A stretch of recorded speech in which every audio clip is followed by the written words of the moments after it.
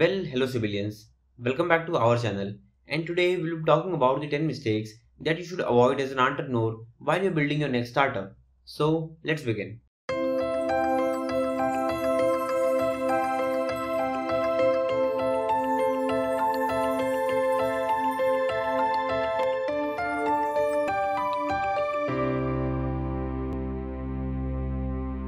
And today we'll be continuing with our fifth point. And the fifth point is not having a team. Now, if you are a lone wolf and you prefer working alone, then you need to think again. It is so because most startups that succeed in the long run have two or more partners.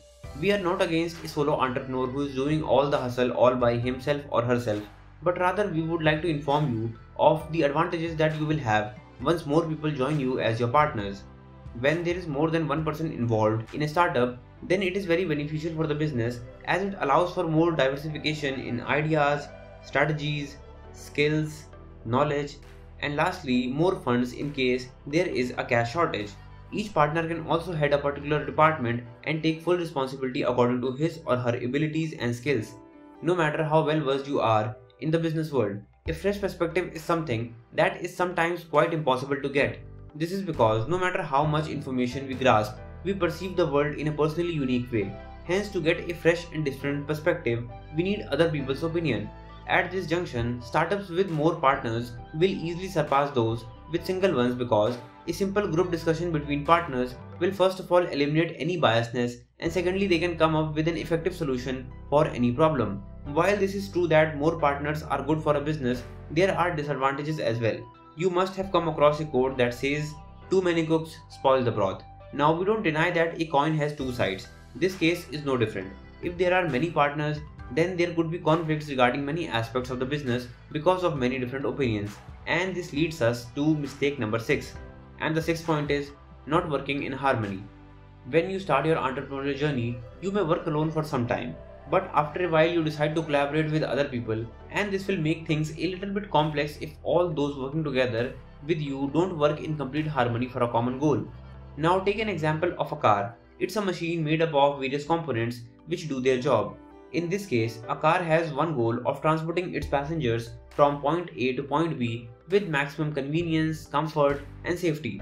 Only when all the components like the engine, transmission, steering wheel, brakes, tires, and seat belts work together in complete harmony can a car produce the maximum results.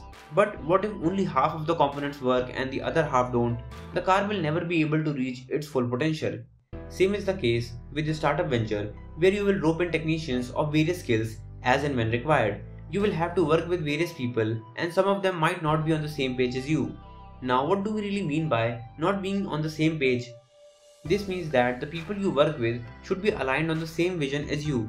They should share the common interest as you and then should work together in complete harmony to achieve that particular goal. Think of that moment when you announced about this idea of having your own startup to your family, friends, cousins, or simply to the people you knew. Not everyone that heard this decision congratulated you on this decision of your life. Why? Because they don't share the same aspirations as you do. Never work with anyone who is not on the same page as you. It is so because in the long run you are bound to fail. It's like a future possibility that can only be delayed but not avoided. When people have individual goals within an organization that benefits them more than the organization itself, then it's like sitting on a time bomb that will explode as soon as the timer runs out. Be it anyone who works with you, like your partners, technicians, employees, investors, mentors, or the people you serve, everyone should be together for the same interest. If you don't work with people who are like minded, then there will be conflicts on a regular basis and you will achieve far less than what you are supposed to achieve. For example, let's say that you have a vision to make your startup worth billions in valuation in the next 3 years and then take your momentum to newer heights. But two partners disagree on this front and they simply want to sell their stake once they get millions in return after the successful valuation of the startup. Neither of anyone is wrong. It's simply a difference in their approach in terms of thinking towards a specific front of the business. You want to make it big in your industry and you are willing to travel the distance in order to be the new undisputed number one.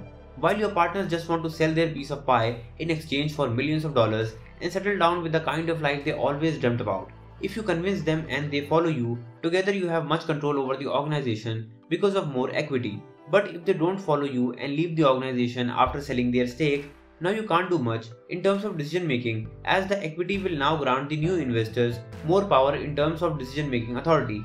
Hence, only work with people who are like-minded, who are on the same page as you, and they have the same goals as you have. Now, to keep this video short and simple, we will simply end here. And in the following videos, we will discuss about the other mistakes that you should avoid as an entrepreneur while you're building your startup. Well, that was it for today's Civilians. Now, if you really liked our content, then please like, comment, share and subscribe. It's your likes that motivate us to make more content just for you. And do follow us on Instagram, because our community of like-minded people is growing bigger day by day. So, thanks for being with us until the end. We'll see you in the next one, and thank you.